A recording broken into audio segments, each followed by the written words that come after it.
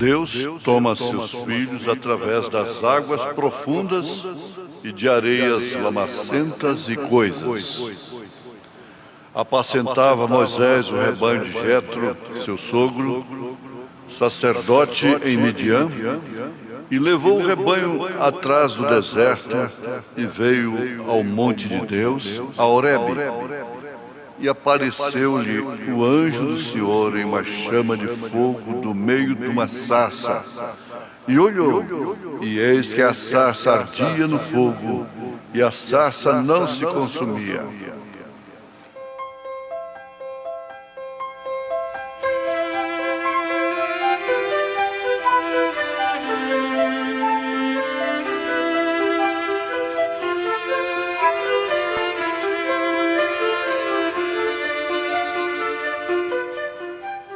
Deus toma seus filhos através das águas profundas e de areias lamacentas e coisas.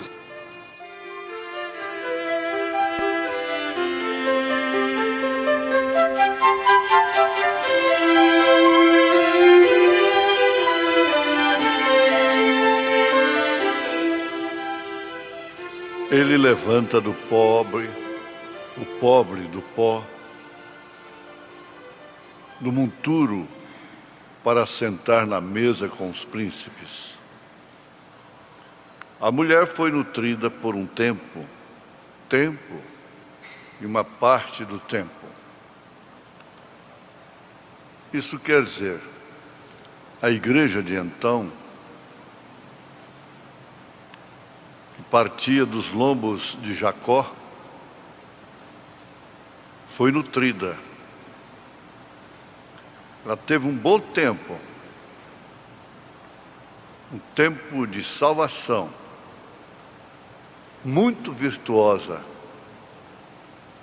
salvando da fome o resto da terra, inclusive os seus próprios. Quem conhece a história de José, de Jacó, sabe como tudo isso aconteceu. José, como um profeta de Deus, um tipo verdadeiro de Cristo, foi próspero ali no Egito. Consequentemente, o Egito foi muito próspero sob o governo de José. Isso é tão fácil, abre uma clareira tão grande para você entender, irmão, que tem sido evangélico por muitos anos, como a igreja foi próspera, analisando a história, o movimento pentecostal de 1910 para cá no Brasil, a era de Lutero, a era de Wesley, um tempo em que custava caro falar sou crente, falar o nome de Jesus, custava renúncia. A igreja foi muito próspera na fé, no amor, e eles deram suas próprias vidas nesse tempo de prosperidade espiritual, e o mundo todo foi abençoado. O mundo todo foi abençoado. A igreja, com suas orações, acabou com a Primeira Guerra Mundial. A igreja, com suas orações, acabou com a Segunda Guerra Mundial. Mas é exemplo do que aconteceu lá no Egito. A coisa foi invertida. Não haverá oração que possa livrar o mundo da Terceira Guerra Mundial. Por quê? Lá no Egito, finalmente, foi levantado um faraó, um ditador, o qual não conhecia Deus, não conhecia liberdade de religião, ajuntou todo mundo. Você não deve deixar passar isso por você. Isso é conhecimento fundamental para a vida cristã.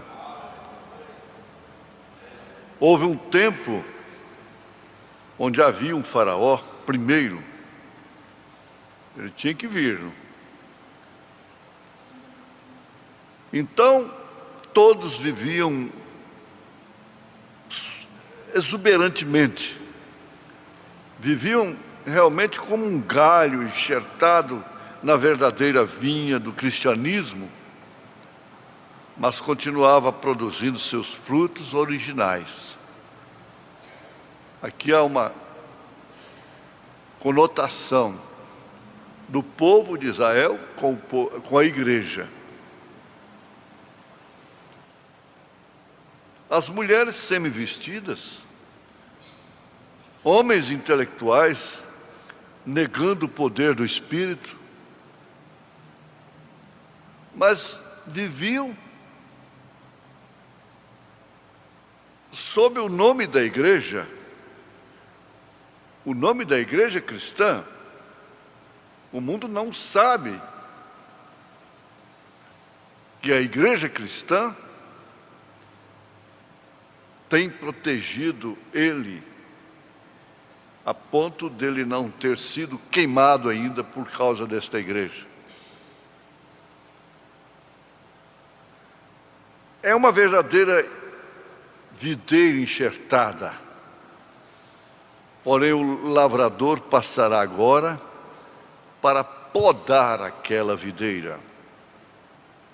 Nós estamos falando, fundamentados na mensagem, o terceiro selo, o terceiro êxodo.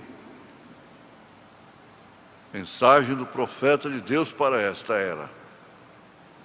Então, todas aquelas que não produzirem frutos são cortadas e lançadas ao fogo e consumidas. É uma coisa horrível para se dizer. Porém, às vezes, a verdade soa horrível. Falar de juízo é horrível. Profetizar fogo é horrível.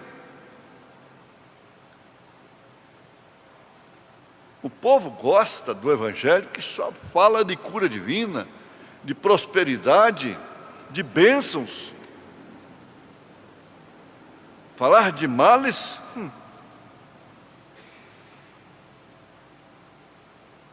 Então, veja, é terrível. Mas Deus toma seus filhos através das águas profundas e de areias lamacentas e coisas assim.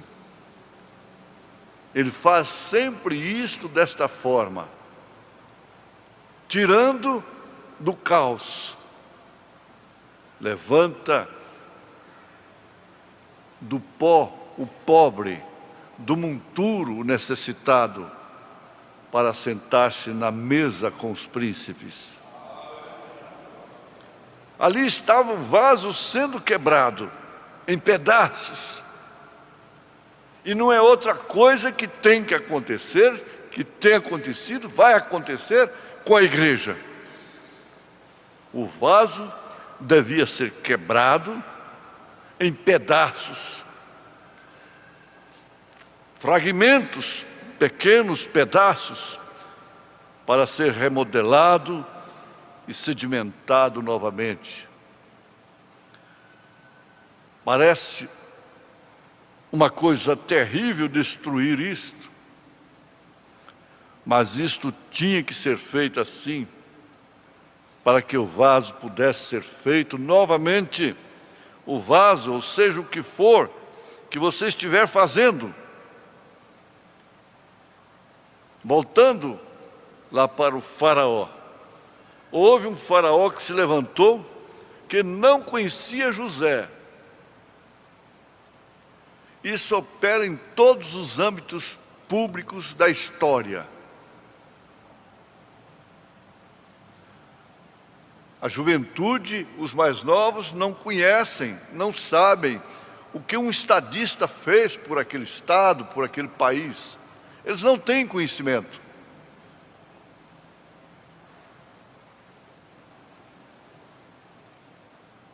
Não têm conhecimento do que um ministério fez, tem feito por um povo. É isso que acontece com os mais novos, com os que são levantados por último. E aquele faraó se levantou, ignorou toda a história de José. E aquilo foi o começo do princípio das dores de Israel. Aquilo foi o começo do êxodo. Até então eles não pensavam em sair de lá. Estavam muito prósperos, acomodados. E se isso não acontece, a igreja fica acomodada. Ela jamais desejará o arrebatamento, deixar este mundo. E aí estão mães, pais, estão presos em filhos, tão sentimentais, como se aquilo fosse tudo acima da eleição, acima da predestinação, acima do arrebatamento. Interesses naturais, sentimentos ficam acima de todo o interesse espiritual. Mas o aperto virá. Foi quando o êxodo começou. Eles se deram conta de que agora era um povo escravo, de que a rebeldia, a inveja dos irmãos de José levaram-nos para a escravidão. Esta foi uma realidade que custou muito caro. Tudo para fazer uma sombra para a igreja no presente. E quando aquela coisa começou a se formar, veja, sob um poder político, demoníaco,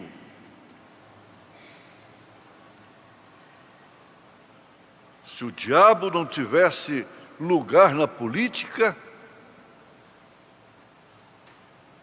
ela seria de Deus. Começou a se formar isto, e Deus começou a se preparar. Ah, como isto pode ser visto tão de perto assim. Deus se preparando para cumprir os seus propósitos, para cumprir e executar seus eventos. O que Ele está fazendo agora?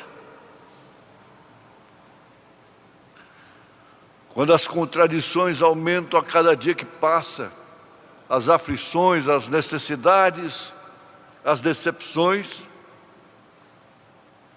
Deus não vai tirar isso.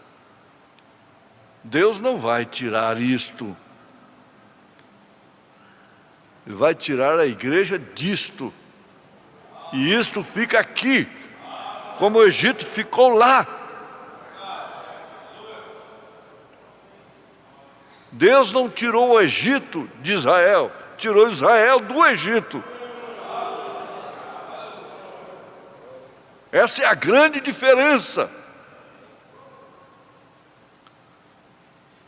Então ele permitiu que se levantasse um faraó que não conhecia José, que ignorava toda a sua história, e assim nasceu Ramsés.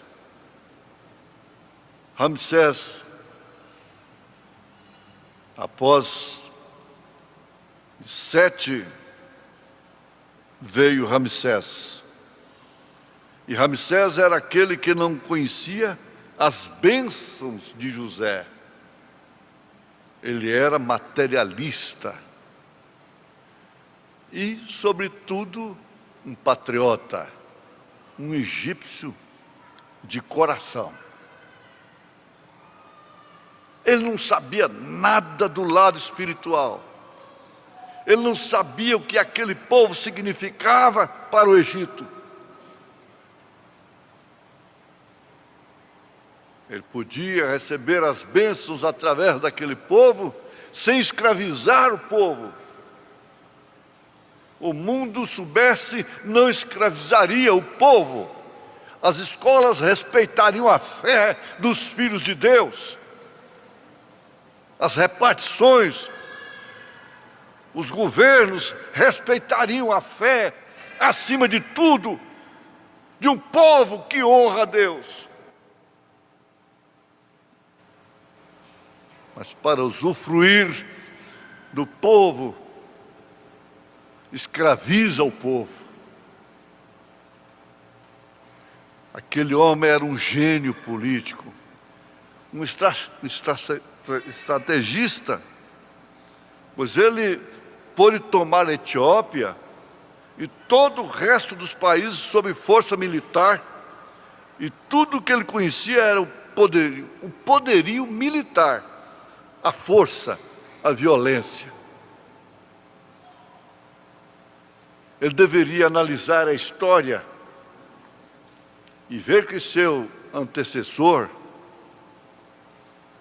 não conseguiu safar-se da fome, da miséria, e cresceu, e pôs todas as nações de então de joelhos ali, pedindo alimento, sem nenhuma força, sem nenhuma violência, porque ele era orientado por José. Feliz é a nação, feliz é o povo que é orientado por um profeta.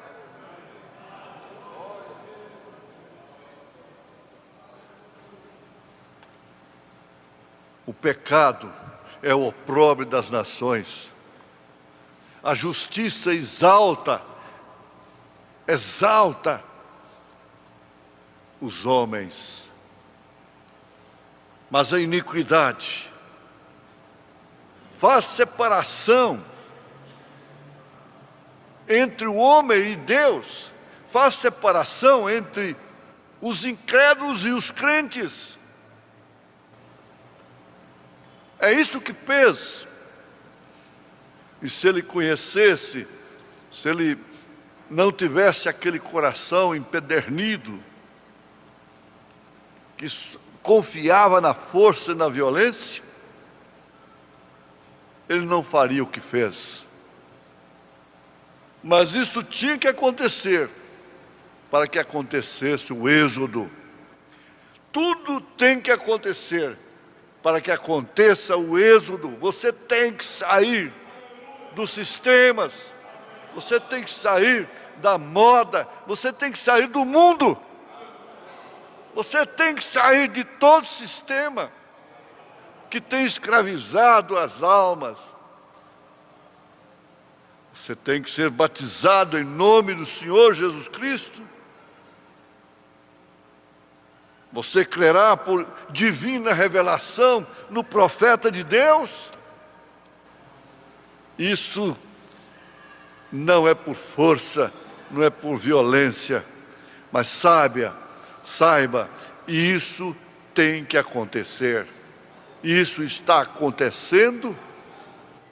Um povo de Deus, o povo revelado, o povo eleito do Senhor, está nesse instante chegando na terra prometida. Em nome de Jesus Cristo. Aleluia. Em nome de Jesus. Amém.